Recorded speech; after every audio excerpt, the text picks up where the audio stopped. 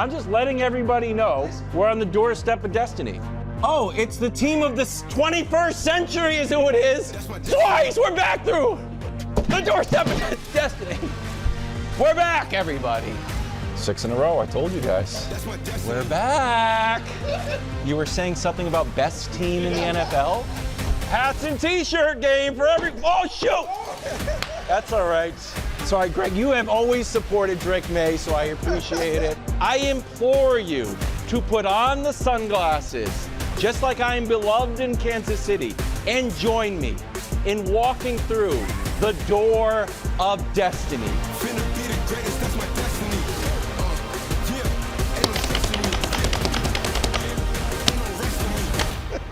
Welcome. Welcome to just a wonderful show. And thank you guys for being here. I really appreciate the lack of support that you've provided me for months, really. Including and up to picking Jarrett Stidham to beat. Well, Nick. No, you actually have come through recently, so I really appreciate that. It's going to be a great show. It's just going to be a wonderful 2 weeks. Or a few years, to be honest with you. You know what's crazy? What? I have some vacation time built up. Oh. that I might just have to burn between now and Hey, the Super Bowl. you know who's beloved in Kansas City? This guy. Mm-hmm. You could do the same thing for all of New England, from the shore of Connecticut to the top of Maine. Not interested. We are starting with the 12th Super Bowl appearance Oh, for the team of the century. 12. This after back-to-back 4-win seasons, the Patriots win game number 17 this year in a game where only 17 points were scored. No curfew in Denver, but everybody had to be on the bus by 8. Yeah. No curfew for old KW either. I was out late. Oh, wow. I was out late feeling, hit the dance floor a little bit. Did you? Yeah, just a little bit. A little bit. Oh, my. Usually I interrupt you guys, ask some silly question, then I hit the trumpets, but you know what time it is. Let's just go. Let's just do it. You are gonna Let's trick just us. People are here to see the door. Yeah. People want to see the door of destiny. Oh, God. I feel good. You know what time it is, bro. Door of destiny. I told you I felt like dancing, bro. Wow. I've been feeling good. I'm just gonna dance. I told you I've been feeling alive. Wait, what? I've been feeling great. That's wild. That wild got skills. I've been working on this since we beat the Bills. What the? Since we beat the Bills, I've been. Where's this come from? It's been Look at happening. wilds. It's been happening, bro. I've been Man. practicing. My. This one, watch this, bro. I'm you see me? speechless. Oh my gosh. You see me, bro. What the? Oh, you got. Oh, yeah. Okay. Get that right now. Oh, Get that. You see that? You see me? I'm out here. Wow. Wild. Thank My you. man. I didn't know you had it in you. I've been moving. I've been practicing since the Bills game. Wow. That was impressive. Thank you. Fantastic, KW. Thank you, guys. I didn't know you had it in you. Well, people didn't believe in the Patriots either, but Yes, here we are. It's true. What did you make of the Man. Patriots' run to the doorstep of destiny? It's hard to be serious after that impressive display, but I will be all the same. It's an all-time turnaround. The discussion this offseason was whether or not they would make the playoffs. And they were Yeah. a coin flip to make the playoffs. It was like gutsy. You picked them. I picked them, and it was, and that wasn't. was a gutsy It wasn't like picking the Raiders to make the playoffs. It was a team that was Vegas odds were 50-50, yes or no to make the playoffs. They were a significant underdog to win their division, and they were 60-1 to win the conference. 60-1, and in this postseason, they have been favored but doubted in every playoff game. You know, and so not favored, so the majority of people seem to think they would win each game, but real reason to believe they might lose any one of them. And here's what I will say as a testament to what the 2025 New England Patriots are. They are a combination of every important component that any championship team typically needs to have. They have exquisite coaching. They have had, throughout the bulk of the season, even if not in the playoffs, high-level quarterback play. Yes. A legit defense. Excellent. And a little helping of schedule luck or luck along the way. Lady luck. Which, again, but that's a You part need of that. that's You a need part that. of everybody's 100%. story. Like that Right. that is a part. That's not always a part of the story to a path to a championship, but very often there is a tuck rule or in the Seahawks case, a muffed punt by somebody else. There's some element of luck. And here is what I will say. We looked at the last 4 months moving forward. Those first three, Brew, excellent coaching, high-level quarterback play, and a legitimate defense should be in New England as long as Vrabel and Drake May are there. Yeah. So this is a team to be reckoned with over the next half decade or Oh, so. you were right there. No, is right. Your dynasty stuff was Well, hey, ridiculous, and it your still words, not is. mine. But they are now, Brew, and I think you'll agree, moving forward, an A-list AFC team. When we talk about the Chiefs, the Ravens, and the Bills, you cannot talk about those teams and not include the Patriots in that group. You can't. No question. And I want to give props to the Patriots, particularly these three groups. I'm piggybacking off you, Nick. The defense. Unbelievable. All right? The defense, I get it. You want to say they faced a backup quarterback yesterday. Okay. But Justin Herbert, C.J. Stroud, who rookie year was a very good quarterback, and still, we think he has potential. They have allowed, they're number one in points allowed, 8.7 per game in the playoffs. Number one in rush yards allowed, 71 yards per game. Number three in total yards allowed, 210. So the defense has been incredible, okay? Secondly, Mike Vrabel. You'd be hard-pressed to find a better coaching job. They're the first team ever to go 9-0 on the road in NFL history. In NFL history. It's amazing. So that is incredibly impressive. And they got into it, too. They call themselves the Road Warriors. Yeah. And then Matt Collins did the bottles thing. And that's somewhat of a credit to him because of just creating that, us against the world mentality and all that stuff. And no matter who you add in the offseason, Nick, which they added some good players, still, to take a team from 4 wins to the Super Bowl is incredible. You have no superstar receivers, no superstar running back. You had 2 Pro Bowlers, and you're in the Super Bowl. And then Drake May.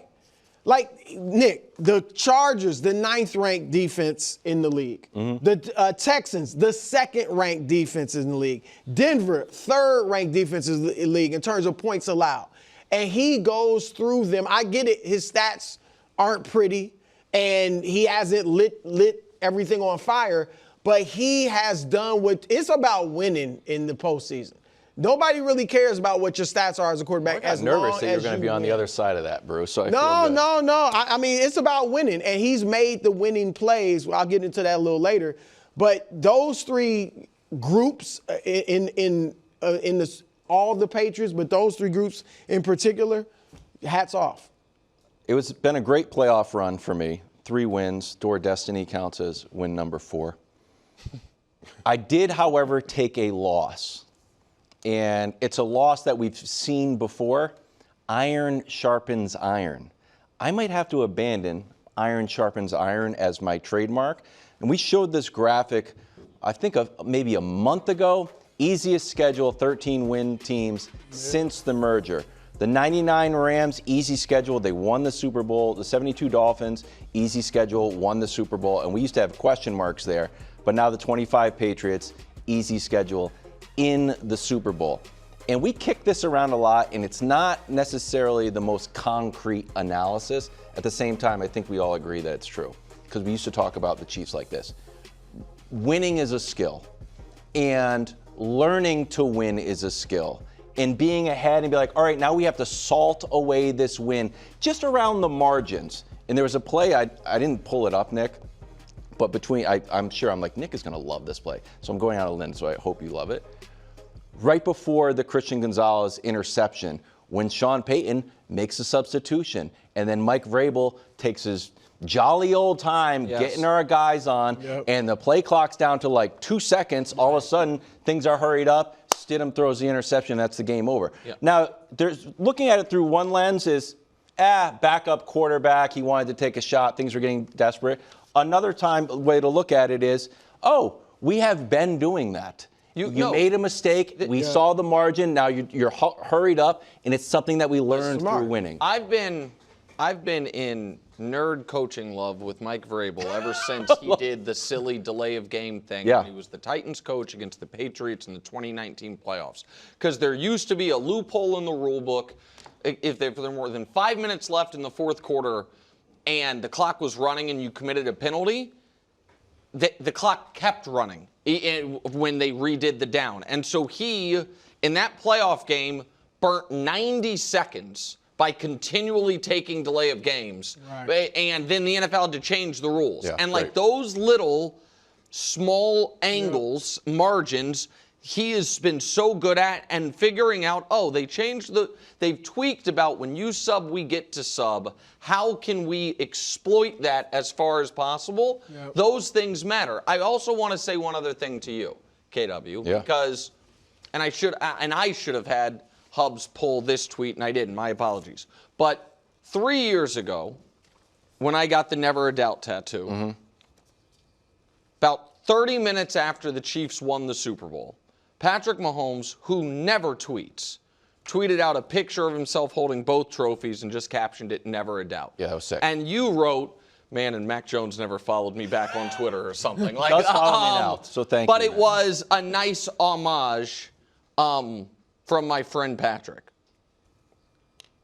The league, about 30 minutes after the Patriots made the Super Bowl brew, the NFL tweeted out this, which can only be read as an homage to our guy KW. Now it's a mirror, not a door. Of a Maybe it's new a dynasty. door, I don't know, but I know that is from the NFL's Twitter account. It's a door, but with a mirror. It's Brady. It's Drake May. Whatever it is, that's your IP. Wow. Now the NFL's partner, so I assume you're going to let them, fair use it. Of course. Not going to file a lawsuit, but that's pretty sick, Quick KW. cease and desist, So that's it. I'm happy for you. From my breakdance and my hairs. And this 3:15 Monday is probably where my happiness for you ends, but I want you to know it exists. Why don't we just make it through the whole A block? We'll see.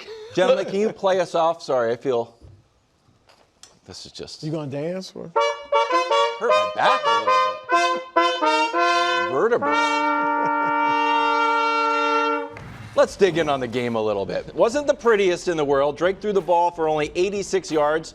Stidham threw a backwards pass. There were 3 missed field goals, and by the end of the game, it was just like a slip and slide out there. Brew, what do you think the key to the Patriots' win was? I got 3 keys. First is Drake May. Great. Nick, he corrected the problems that he was having in the first 2 playoff games, which was turnovers. In the snow and under the duress of playing the best pass rush in the league. He got sacked 5 times, didn't fumble. We saw a lot of his fumbles were sacked. Getting hit by the defenders. And so I thought that was impressive. He obviously didn't throw the ball very well, but he used his legs. His legs were critical. First, the touchdown run. I think we have, obviously we all said that. He just runs in for the touchdown. Then he seals the game with this is when he called his own. No, this is. This is the second. This is the 28-yard run. Right, 28-yard run, longest run of the day by far of any rusher, and that set him up for the game-winning field goal. And then, of course, he calls his own shot here and tells nobody he's going to roll out and bootleg and gets the first down that ends the game. So he did it with his legs. He needed to not make mistakes, which he didn't do. And in that weather and against that defense, that's tough to do. And we saw what turned the game. The second thing was a mistake by Jarrett Stidham.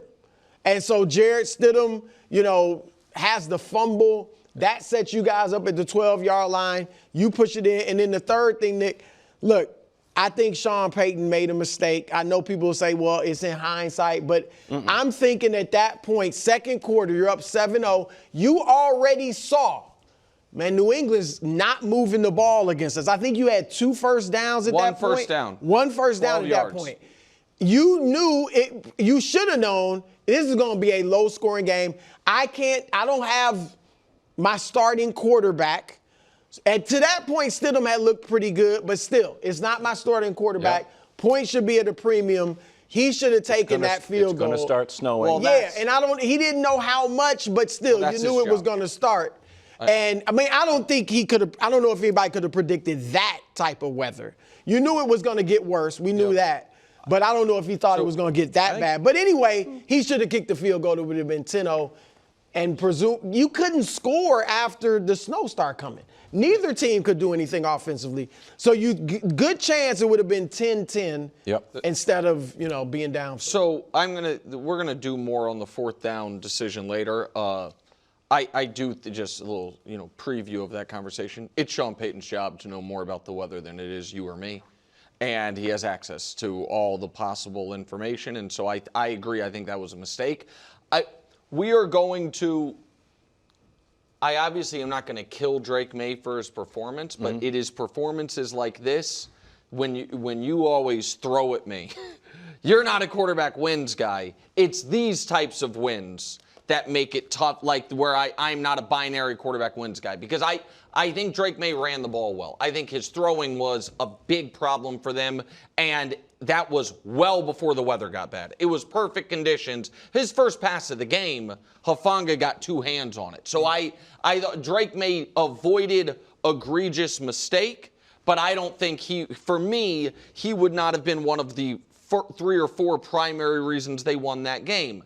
But the key to the Patriots' win was what Mike Vrabel said, and I think you'll like this, KW, was goal number 1 of the Patriots once he got there. Avoid bad football. Yeah. That he talked about, it's an old cliche, but more teams lose games than teams win them. That what we need to do is remove the bad football and let the other team beat themselves. And that's what Denver did. It was the head coach, I think, outsmarted himself on the 4th down. They had, after blowing that 4th down, they still are up 7-0. The Patriots are still not moving the ball, and Stidham tries to do too much. Just go down, bro. Like, you don't, at any point you can go down. And that's extra egregious, and I'm not trying to kill Stidham, but all week we heard about how Stiddy is a Pro Bowler. That it's extra egregious because there is not a huge difference on 3rd and 4 from your own 20 on taking a sack and throwing it away. You're punting anyway. Like, that's the type of play sometimes you make if the sack's going to take you out of field goal range. And you're like, oh man, I can't lose yards, and then it turns into a disaster.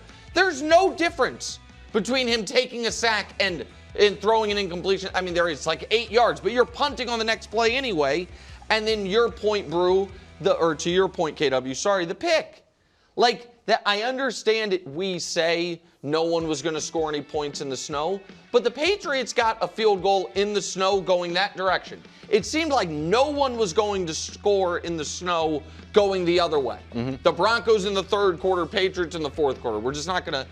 The game wasn't over. And you felt better about Lutz's chance of kicking a game-tying field goal once you saw his previous field goal had been blocked. Right. You know what I like? It's like, oh, he didn't duck hook that or whatever. It got blocked.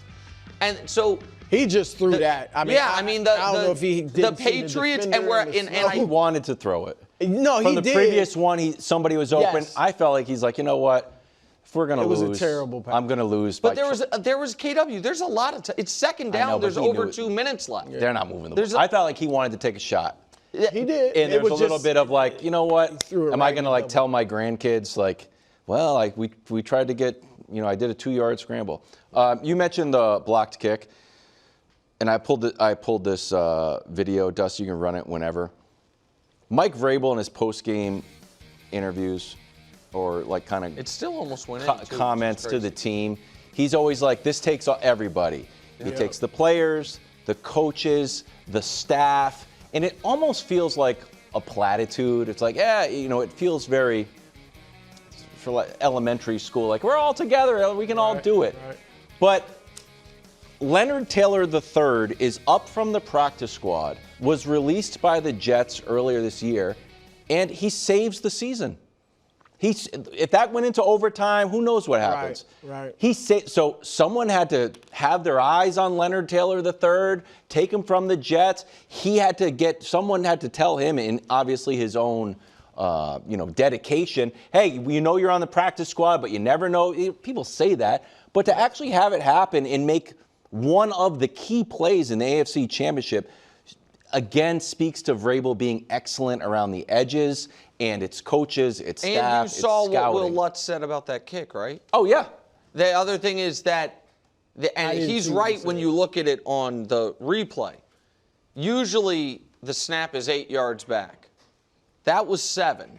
And he said, we got it screwed up because of the snow. Oh, really? And like the reason you go as far back as you do is it gives you more time to clear the line of scrimmage. Wow. No, it is these tiny margins where, and that, whether it is, special teams, which might have flipped both of the last 2 Rams-Seahawks games, these moments, and it is I don't want to sound like I'm doing a commercial for the league, but it is what makes, in my opinion, the NFL the best team sport there is, because it is, there is an element of the attention to detail, the every last guy that can flip entire, legacies, entire seasons, entire championships. Loved it. All right, let's head to Seattle, where Sam Darnold, quite frankly, played the game of his life. Another offensive explosion in this third matchup between these two teams. 58 combined points. Both quarterbacks threw 3 touchdowns. Tail of the tape between the two quarterbacks. Stafford 63%. Darnold completes 70%. Both guys go for almost 350. Stafford 374. Just an excellent game. Passer rate. Look at the passer rate. I didn't realize that. And it's the best in a playoff game since the 13 seconds game for combined between two. And Dust, you could just go to my next. And Darnold's Mahomes here. Right. Yeah, that's right. You could just go to the 300 plus. So that's Stafford yesterday, third quarterback ever with 350, 3 touchdowns, no turnovers, and a playoff loss. And as far as 300 passing yards, 3 touchdowns, 0 turnovers in the history of the NFL for both quarterbacks to do it, it's those 2 games. And listen, Brew, Darnold doing, and I wanted to show those because I don't think it's fair to frame it as if Stafford came up short. I don't think he did. I thought Stafford played great, and this is, I guess, the other side of quarterback wins, quarterback losses. I think Matt Stafford was exceptional in that game, and Darnold was better. And that to me is unbelievable.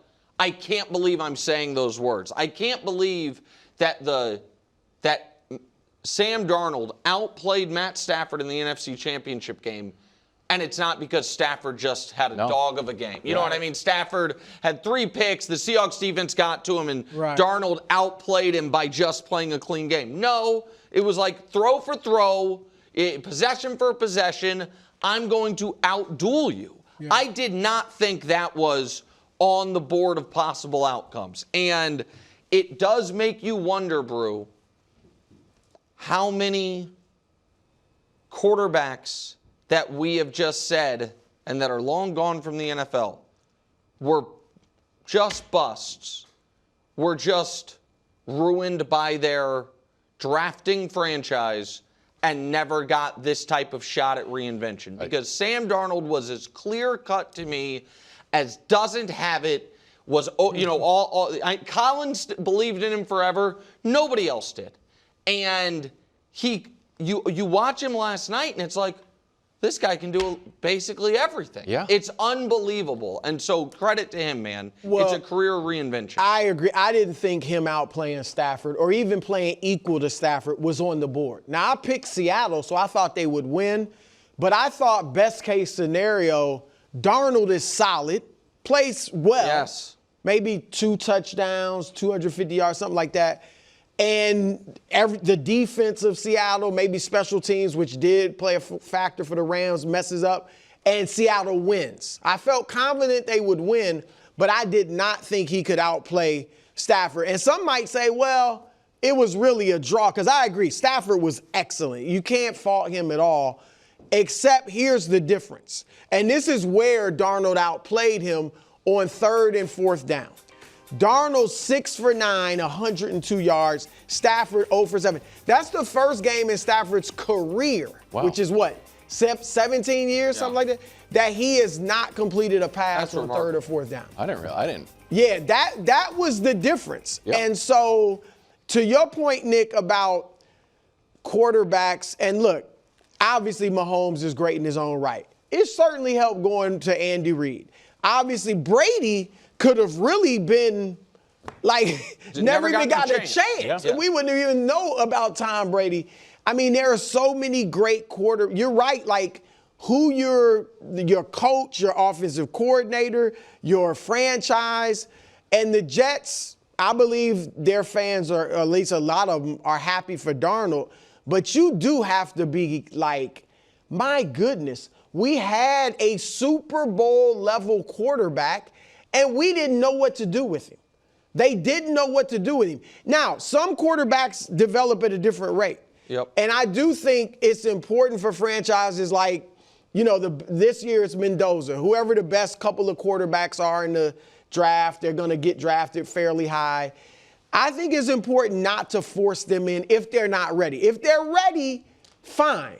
But if they are not, there's nothing wrong with sitting for a year or two. Now, 6 years, it shouldn't take that long. It didn't work out earlier in New York, and then he probably lost some confidence. He was backing up. Remember, he showed flashes in Carolina. That's what I was going to say. It seems. Yeah, Baker wasn't playing well, and then they put in Darnold.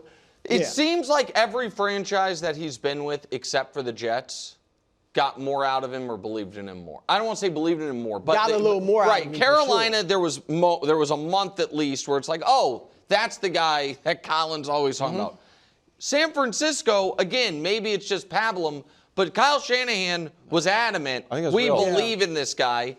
And then Minnesota, when he gets the chance, listen, I'm not going to act like we haven't talked about pumpkin mode and all this stuff. He was bad at the end of that season in those 2 games. But he was excellent in the 16 games leading up to it, which is KW's 14 wins, 4,000 yards. Nothing to shake a stick at. And then obviously this year with Seattle, which I know this is maybe the longest A block in the history of sports TV, so we probably should break. But, Brew, you and I can take solace in one thing today. If KW had truly had the courage of his convictions, I agree. He would have nailed both 60-1 long shot Super Bowl exacta. Because we begged you to be the Sam Darnold guy. That's true. And you were like, I don't know if I want to be the Sam. 14 wins, 4,000 yards. You'd walk up to it and then retreat backwards. You were like and then all year long, you were holding your nose defending Nick Sirianni and that Eagles offense while Sam Darnold was cooking. You could have had this. You could have had both sides of it. So that is a little solace for us today. That being said, come Super Bowl, stage is going to be too big. Pumpkin Moses. That Patriots defense. Look at run the numbers. There is no chance Danny goes perfect. None. Name every Super Bowl champion since 2000. I'm not going to need to write anything down. I'm not going to be good at this. Do I get extra points for naming this one? Chiefs over Bucks in a few months? It's about to happen. 2024 Super Bowl was the Philadelphia Eagles over the Kansas City Chiefs. The Eagles. The Kansas City Chiefs over the San Francisco 49ers. Chiefs. The Kansas City Chiefs over the Philadelphia Eagles. Chiefs. Kind of gross and not memorable because the Chiefs weren't in it. People right now are like, wait, who was that? The Rams over the Bengals. Gross. So we had the Bengals-Rams Super Bowl. Right, so Rams. The Bucks over the Kansas City Chiefs' 5th string offensive line. The Chiefs. The year before the Rams, you're saying the Chiefs won. Yes, the Chiefs won. Bucks Super Bowl. The Kansas City Chiefs over the San Francisco 49ers. The Chiefs won it in 19. The New England Patriots over the Los Angeles Rams. The Philadelphia Eagles over the New England Patriots. Eagles Super Bowl. The New England Patriots over the Atlanta Falcons, 28-3. All right. Denver Broncos over the Carolina Panthers. Is the Broncos Super Bowl? The New England Patriots over the Seattle Seahawks. The Seattle Seahawks over the Denver Broncos. The Baltimore Ravens over the San Francisco 49ers. New York Giants over the New England Patriots. The 11 Super Bowl for the Giants. 2011, the Giants made it en route to the Super Bowl, beating the 15-1 Greg Jennings and Aaron Rodgers, defending Super Bowl champion Green Bay Packers. The Green Bay Packers over the Pittsburgh Steelers. Can I get a ding? Correct. We're now going to start at 2000. The Baltimore Ravens over the New York Giants. The New England Patriots over the St. Louis Rams. Tampa Bay Buccaneers over the Raiders. So the Bucks are 0-2. The New England Patriots over the Carolina Panthers. The New England Patriots over the Philadelphia Eagles. Patriots 0-4. So now we have 5, 6, 7, 8, and 9 we need to do. 2007 obviously was the Giants over the Patriots. 07 Super Bowl for the Giants. 2006 Super Bowl was Bears Colts, where the Colts won. Indianapolis Colts over the Chicago Bears. 2005, the gross one. Pittsburgh Steelers over the Seattle Seahawks. The Steelers defeating the Arizona Cardinals happened in 2008. We have Cardinals Steelers Super Bowl, which went to the Steelers. And the Saints defeating Peyton Manning and the Indianapolis Colts happened in 2009, and that is the last 25 Super Bowls, winner and who they beat. It's just lifestyle choices that led to short-term memory loss. We heard. When Danny was, I'll be honest, a high on in college, I don't think he had his finger on the pulse of sports. Is that what Nick said? Just put 5 more Patriots Super Bowls in there. I'm accepting the L. The word on the street is you got destroyed. I got destroyed. Like you just. I got destroyed. Wow. I got destroyed. Live from New York. It's the show that just did some trivia, and I'll tell you what. You guys did well on that one. Not quite as well. Brew crushed it. Well, Brian Sipe. Shout out to Brian Sipe. He doesn't get the love he deserves. He does on He's this an show. MVP. On this show, he does. He's like the opposite of Jaquaski Tarn on this show. No, All we do I'm is done. You know what? I'm It's done ripping actually Jaquaski. similar because they are only brought up in the only time Brian Sipe and poor Rich Gannon make the show is when Brew is trying to make the point. You don't have to That be great Darnold to could win be an MVP. MVP. Exactly. You know who gets You know- the most love on this show? It's a show trivia of the trivia. What quarterback gets more shout-outs by 100-fold on this show than any other show in history? Tell us. Otto Graham. Oh, yeah. Yeah. We talk about OG like Otto you was- wouldn't believe. You know who was the man. occasionally Oh, gets Otto dipped was the in man. more on this show than others? Sid Luckman as well. Oh, yeah. Whenever Danny's like best Bears quarterback ever, Oh. Can't the forget Luckman family's like, you Can't gotta be forget kidding me. Luckman. We start with the greatest coach of all time. He will not be in the Hall of Fame, at least not right now. He needed 40 of 50 votes and came up short. He's first in wins, first in appearances, first in playoff wins. And by the way, I count his Giants rings. So he's got 8 total Super Bowl rings wherever he keeps them. Sometimes he lets Jordan wear one, so maybe he has 7. Quick update because I confused Brew. He lets his girlfriend, partner, Jordan wear his ring, not Michael.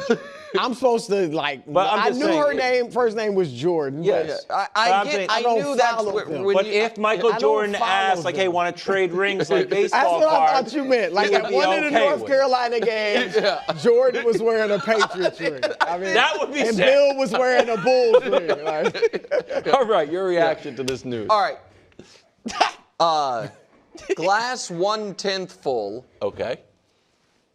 Really, really awful unintentional mistake. Yes. And I do not think this is what happened. However, I do not think it is impossible that when that committee is voting and they know only 3 guys can get in, that there were at least 11 people that said, you know what, I really want to make sure this person gets in. Belichick's not going to need my vote. Yep. And so I'm going to use my vote for these 3 guys, leave Belichick out, and then they count the votes. They're like, oh, man. I think that is, in a very minute way, on the board. I don't think it can be dismissed. If that is not what happened, and I don't think that's what happened, then I must say, while I believe Bill Belichick is the greatest coach ever, I believe that Bill Belichick, not Tom Brady, was the driving force of the first dynasty the Patriots had, those first 3 championships, and I think he's the greatest defensive mind of all time. If he is being made to wait a year because of multiple confirmed, penalized cheating scandals, I don't find it to be the crime against football that seemingly everyone else does. If he were to be kept out entirely, that would be outrageous.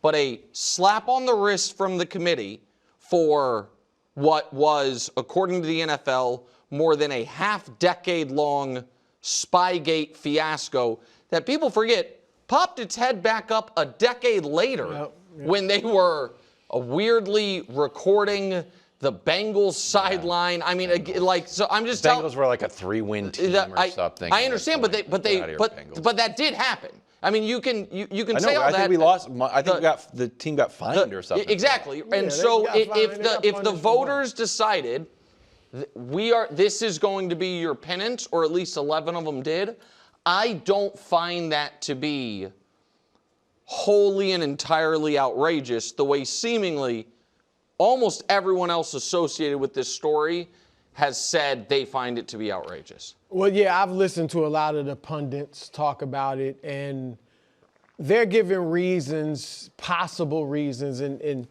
even you to some degree, Nick. Some people are saying, he wasn't nice to the media. Yeah. Okay. Others are saying he's still coaching now, at North Carolina, so maybe they want to wait till he's fully done coaching. Others are saying Kenny Anderson and L.C. Greenwood got to get in, so, Bill can wait and all that. It's all hogwash. Okay. There is only one explanation for Bill Belichick not getting in on the first ballot, and that is cheating. That's it. If you didn't vote for Bill Belichick for any other reason, you shouldn't be a voter. In fact, I was talking with Greg earlier about it, Greg Jennings. There are some people we could argue shouldn't even be on the ballot. Bill Belichick comes up, he's just in. He's just in. It's not even a vote. Shouldn't be on the ballot because Tom Brady, there's no vote. He's in. There are some people that you could do that. Belichick's in that class. So if you actually voted against him because of some reason other than cheating, you should not vote. You do not deserve a vote. This is too important. I'm with you, Nick. If it is and I'm convinced it's the cheating, then I'm totally fine with it. When you cheat, you got nothing to say. Yeah, you got a little slap on the wrist with the $500,000 fine, I think it was. You lost the draft pick. But you were cheating for 7 years. From the moment he got to the Patriots in 2000, they said he was cheating. All right? And then they won those Super Bowls. Those first 3 Super Bowls, which were between 2000 and 2007, they won them by 3 points each. In world-class sports, the difference between a gold medal and not medaling at all is this. If that cheating gives you this much advantage, you got an advantage. He's lucky that this is it. Nobody's taking his 6 Super Bowls or his first 3 from him. No, we should, though.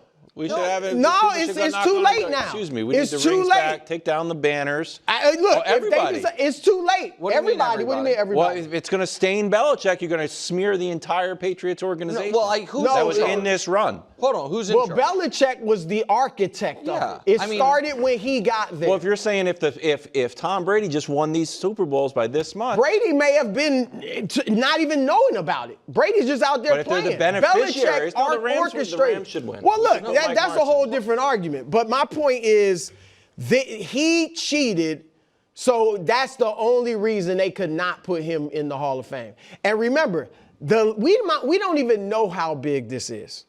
The league destroyed the videotapes, 8 of them. The league destroyed the notes that the Patriots had on the cheating, all of it, during the investigation. They didn't want us to see what else is out there. So I'm just saying, I'm not saying he should never get in, but I'm fine with a slap on the wrist, a reminder, hey, we know you didn't do it all above board, so you're going to wait a year or two. I think it's epically lame. And I have a funny take and I have a serious take. I'll give the funny one first. Sure. The funny take is, if you want to keep him out forever, that it's going to be like PEDs, you cheated, you cannot go into the Hall of Fame, I almost respect that more than being put in timeout like you're in 3rd grade. Bill Belichick, sit on the curb, write me a letter, go on the chalkboard, I will not tape games anymore. I promise when I'm playing, Rutgers, I won't tape the sidelines, and then I'll read your essay and your apology, and I'll let you into the Hall of Fame. That's the funny take. The serious take. I mean, I thought it was. That's what they're doing. Because you know what? I'll be honest with you. It's fine. That's what the serious take started to sneak in there. Yeah, it seemed like it. Here's the serious take. And I might ruin the show. But it might be good. So I hope you don't ruin it. We're going to gamble. It might be good, might ruin the show. We got our 401k statements. I don't know if you guys contribute to the 401k. And that's for the future, right? And I looked at it. I never look at my 401k. But I took a screenshot of it and sent it to my wife. I'm like, hey, this is for our future, and we never talk about it. But if I get hit by a snowplow, don't forget that we've got this money in the Fox 401k. Yeah. The reason I'm saying this is playing willy-nilly and trying to give people a slap on the wrist for a lifetime of work because you think you're going to vote him in next year or that they're going to be there to vote him in next year, I think is ignoring mortality and the fact that we're all fragile here. So I understand your guys' take, but man, I think that it's playing loose and fast with just like tomorrow's guaranteed. Give him a slap on the wrist for taping it tomorrow, and he'll get in next year. Well, what if he doesn't? No, but hold on. Can I? And that really gets, and I know it's like kind of like a odd take, but it really gets me mad because I feel like it's an insult to a guy's entire life. So, a couple things, and I'll meet you where you're at in a positive way. So, of all the things you do to ruin the show, talk about you're so wealthy you don't check your 401k. It's not going to ruin the show. You're not supposed to check it. You're not be like, well, Don't ever tell Nick and I we can't talk about the 70s. Yeah. So you're not supposed to check your 401k. No, I got it, but that's not. So it's no problem. You should be contributing. I first listen to in 2006. Major League Baseball was like, we're going to try to right the wrong of basically ignoring the Negro Leagues. Right. And we are going to let in a ton of Negro Leaguers and have a committee. And the person that was in large part responsible for that effort, that everyone thought was a lock, was my dear friend, even though he was 70 years older than me, growing up, the great Buck O'Neil. This isn't a great story. I love that you were friends with Buck O'Neil. And somehow they picked 17 people to get in. Buck was not one of them. And he died a few months later. See, that's... And he got in 2004, posthumously. Mm-hmm. So I totally understand what you're saying.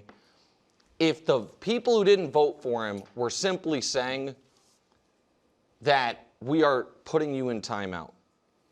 Where I disagree with you is, I think the people who didn't vote for him, if Brew and I are right, and it was about the cheating, they were saying, you are not a first ballot Hall of Famer. And that is something that does matter. While it might not show up on your plaque, like, look, after T.O. was made to wait and Randy got in first ballot, read what people talked about Randy saying I'm first ballot. So I am drawing a distinction that I think is relevant. And again, if your argument is this is nonsense, and I think your real belief, I don't want to put words in your mouth, is that Brew and I are using the word cheating too liberally, because I don't think you view it as cheating the way Brew and I might. I think it's towing the line. That's towing the line, and then But so cheating, that's I'm not gonna right. And go we to don't, and I don't think we have to mattresses relitigate what Spygate was. But I think the voters were saying you don't deserve the most sterling designation. And what I'm saying is, if I were in the room, I would have voted for him because I am not as bothered by it as some. But it is not incomprehensible to me. Right. And so, if there are certain things where, when a guy retires, when Peyton Manning comes up, it will be incomprehensible to me. When LeBron comes up, when Jordan came up, incomprehensible to me. This one, I do understand why 22% of the room might have said no. I get it. Even if I wouldn't have done it, I get it. It doesn't bother me as much as some other people either. I wasn't even thinking about it. When I first heard the news after our show yesterday, I was like, what? That's ridiculous. He's not first ballot. But to your point, if they did want to punish him for a year or whatever, I'm fine with it. I mean, I think he's is just like gets my blood. Well, when boiling. you do something wrong, you get punished. He was. That's our. But that wasn't. They were punished. The franchise was. That punished. was a slap on the wrist, just like But now you got 11 the Red guys Sox got going rogue. Like, you know what? You mean the Astros, or the Astros. I'm going to get my licks into. 11 people. I'm fine with it because 20 years later, let me get my shot. But hold on. Hold on. You're fortunate. Nobody's taking those Super Bowls, like I said. And in baseball, you might not be in the Hall of Fame. They should be. No, but that's been adjudicated. I agree. The NFL didn't vacate anything, whatever. But this is a separate body. The Hall of Fame did not get to rule on that. That's what I'm saying. The NFL made its ruling. You don't lose any wins. You don't lose any records. You don't lose any banners. Right. It's not the Wikipedia page for college, John Calipari at UConn, where the NCAA vacated something. That was the NFL's ruling. Mm-hmm. The Pro Football Hall of Fame is a different body that does not get to make any ruling on anyone until they come up on their ballot. They should follow the lead. No, they have their own authority. I think they did follow. And I guess what I'm saying is I feel they did follow the league. When the league says of every instance of, let's just call it this century, of malfeasance by a team or a coach, we find this coach the most. From the team, we took the biggest pick we have taken from anyone. The league said whether they should have or not, the league adjudicated this a felony. And then the Hall of Fame is waiting and is going to adjudicate it on their own as well. To me, my read on it is they did the same thing. So this would be my final statement where we can kick it around. If that's the case and you have a strong, principled stance against taping the sidelines, which to my knowledge was not a Belichick original, then come out and say, I voted against Belichick. Oh, Bill Polian walked away. I'm with you with that. Polian is a we weasel. vote for him. Polian's a weasel. I voted against Polian Belichick. didn't vote for him. He should. I agree with that. You should admit I didn't vote for him because of the cheating scandal. And I will vote for him next year, but this year, But someone's got to do it. If it's that principle. I agree. That part, I totally. And Jimmy Johnson said today, everyone's going to claim they voted for him, and they're, obviously, he thinks a lot of them were lying to him about whether did or did not vote for him. I have not been. I think there's a lot of things that still to this day cause consternation amongst football fans. That if you're like, where did this start? And it's like, Bill Polian did that too. So I'm not a fan of. So I am not on those guys' side. I'm not, and I do agree that it would be useful if somebody said, hey, I don't know who the other 10 were, but I'm one of the 11, and here's why. It might be 25. Right, it could be. We don't know. It could be a lot. Yeah. For the record, and Colin Cowherd brought this up on his show, The Herd, Vince Lombardi and Bill Parcells and maybe several other coaches, I think he mentioned Bill Walsh, Yep. are not first ballot. Well, they Hall of also Famers. changed how it works because they used to have That to was compete 5 with the years. players. Okay. But so it was they were in the But mix still, with the those players. all those Yeah. guys, Joe Gibbs too, you would be like, they're in So automatic. one final, this will be actually the final thing, because we get to Giannis asking out. Mike Sandor wrote, I would see this ruling against Belichick as a repudiation. Repudiation. Don't correct me. He's doing you a favor. I would see this as a repudiation. You do that privately. Sorry, We'll buddy. retape it. Sorry. I would see this as a repudiation of the new voting rules implemented for Yeah. 2025, not Yeah, I agree with of that. Belichick or any candidate not making it. So we might just be arguing into the wind if it's like a Well, protest. yeah, but so I disagree with Sando in this regard. If there wasn't something else there of the 5 people eligible, he was the easiest one to get the vote for. Hey, Him, he's automatic. Kraft, and the 3 you mentioned, L.C. Greenwood, Ken Anderson, Roger Craig. Right, those so that I think Sando's great at what he does. I automatic. disagree with his analysis. If there. for any other reason, he's automatic. Okay. Oh my God. I know this one. This is gonna take a while. I've heard this one before. Is hockey included in major American sports? Yes. Well, that's a fact error. Jeez. Chicago White Sox, Boston Red Sox. Avalanche, done with hockey. I hope that's no. I'm telling you, I'm done with hockey. Miami Heat, Yep. Orlando Magic, Yep. All right, does anyone have football? Oklahoma City Thunder. I gotta do my stupid division by division thing, Gianna. This is gonna be a long. You better put this on like 5x speed.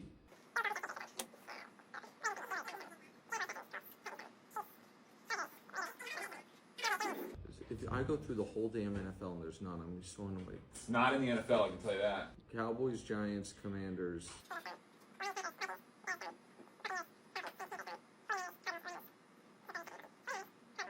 Rams, Seahawks, done. Okay, there's none in the NFL. Utah Jazz, Yep. NBA. Now I have to do a map. Colorado Avalanche, Yep. Jazz, Yep. Minnesota Wild, Yep. Heat, Yep. Tampa Bay Lightning, Yeah. Magic, Yep. Seattle Kraken, Yep. Sixers, Celtics, Knicks, Thunder. Yep. Did I get everything in the NBA? Yes. What sport? I'm not telling. Now I'm on to baseball, and then I have to circle back to hockey. Marlins. Red Sox. Yep. It's an X. Is White Sox. It's an Yep. X. there another hockey team? Yeah. Ugh. Am I missing any in baseball? No. How many are left? 4. And they're all hockey? Yep. This is so stupid. All right, we're going west to east now. Oh, I know one. I bet I do. Kraken, bang. S. Does Utah have a hockey team? Feels like they should. Utah's hockey team is my answer. I'm just going to take my win on 10 of 11. No. No! You have to get it. Minnesota Wild. Mm-hmm. What's the Florida team that's awesome? Panthers are awesome. Yeah, but there's another one. Lightning! 11 for 11? Yep. Did Nick get all 11? Yes. No, he did not. He did, I swear. No, but he he did it in 10 minutes. I'm the greatest. Oh, is it the new Utah? What are they? The Utah Hockey Club? That's what they were. Now they're the Mammoth, but yes. Boom! Just the greatest. That's another win over Nick. For those of you keeping track at home, I don't know what the lifetime scoreboard is, but on the last 2, I'm 2-0. God, am I the best. Infrared saunas. That was enthusiastic. Come on. I'm excited. 12 days till the Super Bowl. 12 days till we find out if we have a new social media producer. Well, that one's done. It's not done. She should survive. We're like 6 She's million locked in. short. No way to tell. No, I mean, we're I done. would be devastated. I think Gianna's It's an over, ace, though. but it's unless there's a Bears Caleb Williams-esque comeback for non-views. Negative comeback. Yeah, we're safe. We start with the Bills' new coach, old coach. Bills promote OC Joe Brady to take over for Sean McDermott. He had interviewed with the Ravens, Raiders, Dolphins, Cardinals, and Falcons before he said, oh, Buffalo's got a head coach open. Why don't I take that? He's been the QB coach, the OC, and now the head coach. Do you like this for Josh and the Bills? I don't like or dislike it, but I don't understand it. There you go. As we have said repeatedly on this show, I think it's ridiculous to have a super strong take on any rookie head coach, right, positive or negative. You can be, you just don't. You're right. You can be very super optimistic, like folks were about Ben Johnson because of what we thought we had saw, and then pessimistic. I don't even know who we're pessimistic about. Usually, it's just like I was pessimistic about Brian Schottenheimer because he had been an assistant for so long, but it's all kind of within 40 degrees and 60 degrees. Nothing too cold, nothing too hot. But I don't understand this one because the owner at that press conference, Terry Pegula, to me, made there are two totally unrelated but memorable moments from that press conference for me, and both of them, even though they're unrelated, say you wouldn't hire Joe Brady. So the first one is somewhat inconsequential, but noteworthy. Keon Coleman was the coaching staff's pick. Yep. I would argue that if that's true, the loudest voice on the coaching staff about which wide receiver to take is not the defensive-minded head coach you fired, but most likely the offensive coordinator who is going to be working more closely with Keon than the head coach. So that to me is just odd that the owner made it very clear that pick was terrible. We don't like Keon, even though Keon's on the team. And it's not the GM's fault. It's the coaching staff's fault. And to me, I read that as now the head coach. It is now the head coach's fault if it wasn't before. And the other piece of it that I will remember from that press conference is I wasn't going to fire Sean McDermott going into that game. But when I saw how devastated that locker room was, I felt like we essentially needed, and now I'm paraphrasing here, a sports exorcism, that we just had to rid ourselves of the bad vibes of these defeats. Joe Brady's been there. Now, he wasn't there for the 13 seconds. And maybe it's just but he was there for the devastating playoff loss the year after, and the year after that, and the year after that. So he's been there for the following four.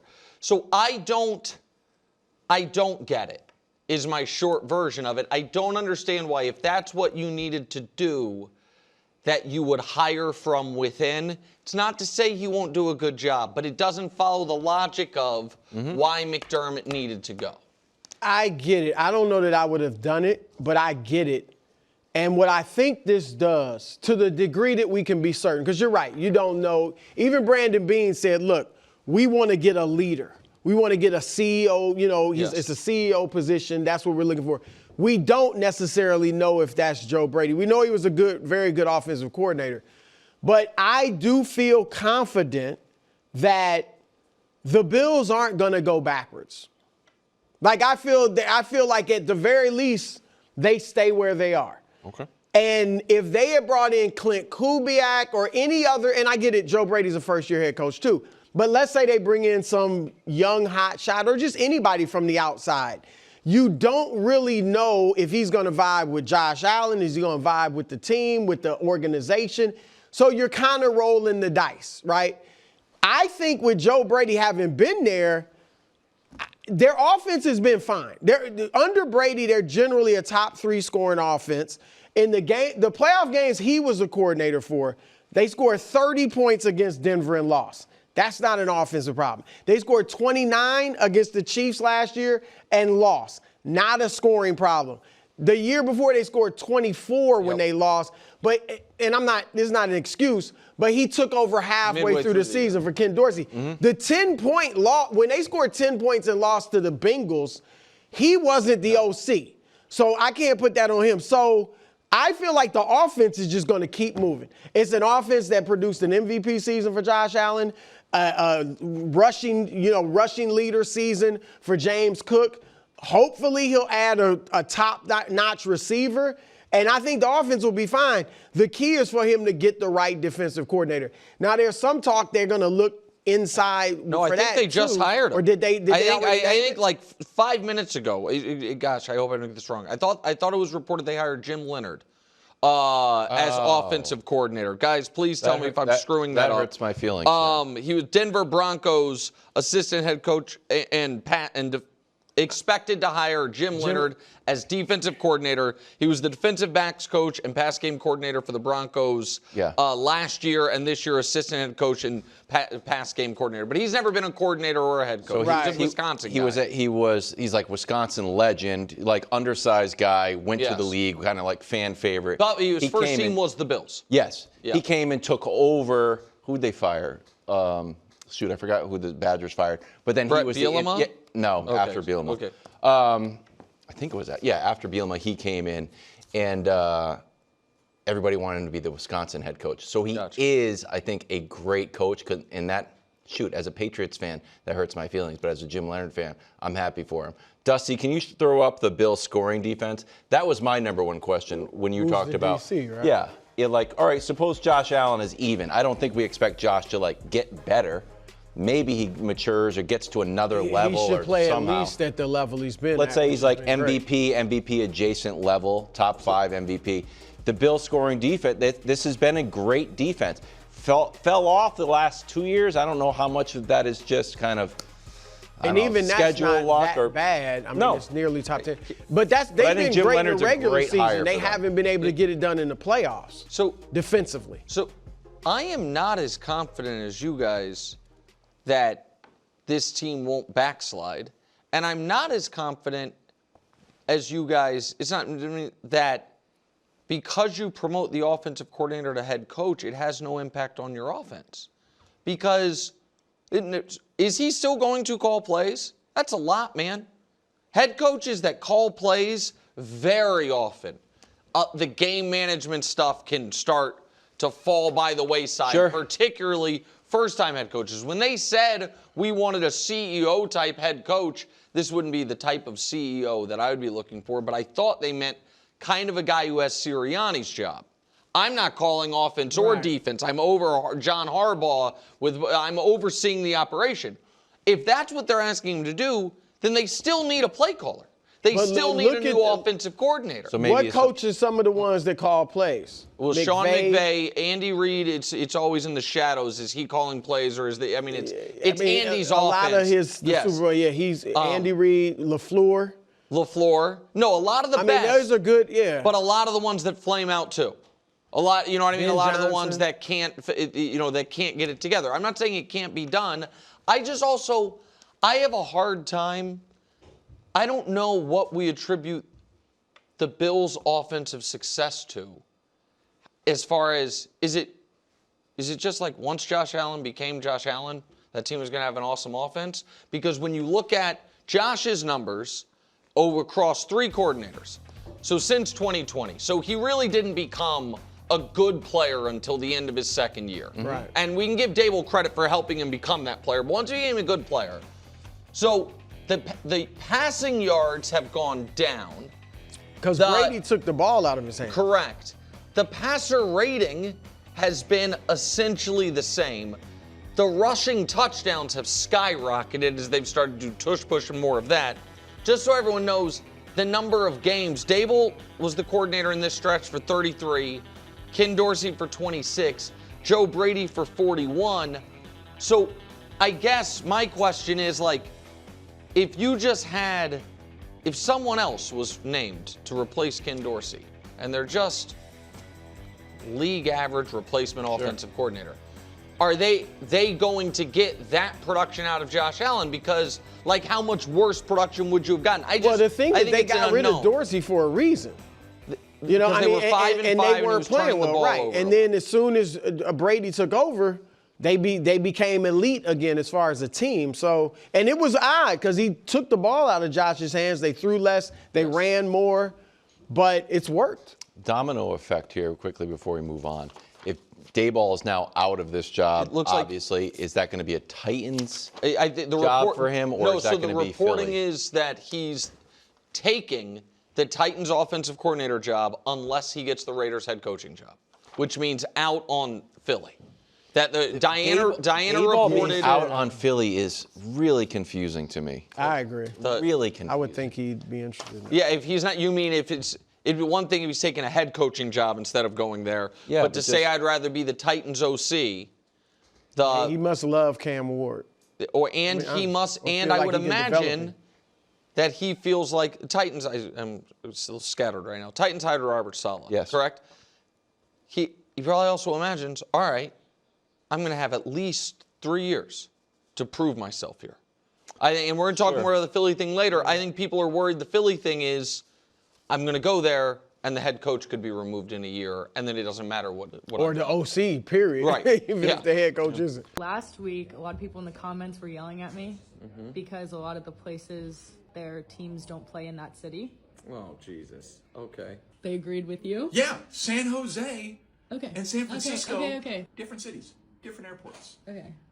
Thank you, comments. So, can you name, I believe, the 8 NFL teams that play outside of their city name? This is going to be a pain in the So the New York Giants and Jets Yep. play in New Jersey. The Jets and the Giants play in New Jersey. The Meadowlands? East Rutherford. Yeah, I would have got there. I'm not going to do the map thing this time. I'm going to try to go faster. The Rams. The LA Rams and the LA Chargers. Here's the problem. Is there a mayor of Inglewood? Not technically in Los Angeles. Is Inglewood its own place? Or is it like a part of LA? The Chargers. I'm going to say Inglewood is its own municipality. Correct. Oh, Dallas is in Arlington. Dallas doesn't play in Dallas. They play in Arlington? No. Yeah. They do Arlington? Now it's going to get a little trickier. The San Francisco 49ers play in Santa Clara. But now I'm going to have to do the annoying thing. I guess I am going to do the thing. What about those, like, metro, like... We're not doing like states or like Right. New England or. Right. You're saying the name. Yeah. So Foxborough's in New England. It's a Yeah. region. Got it. Okay. All right. I'm just going to go division by division. God dog it. Buffalo is obviously in Buffalo. It's not. Buffalo is Orchard Park. Oh, wait. No, it's not. Buffalo is in Orchard Park. Correct. The Commanders. Washington Commanders. Yeah. Where do they play? They don't really play in, like, the D.C. proper area. I'm going to say Arlington, Virginia. No, wrong state. They play in Maryland. Yeah, Nick said Virginia. Nick said Virginia? He said, I bet it's in Arlington, Virginia. Amazing. Missing one. So I'm done? Yeah. That's easy. Are we counting San Francisco? You didn't get them all right. Pardon? Boom! Santa Clara. Yep. Party. You got the Bills wrong. For the record, you jumped me on that. I was thinking out loud, You said going through it. the Bills Was obviously play in I Buffalo. looking at you or was I looking over here? I'm looking over here. I am thinking aloud because silence is not good content. I would have gotten there, but so I got them right. Let's be honest. It's a huge win for me.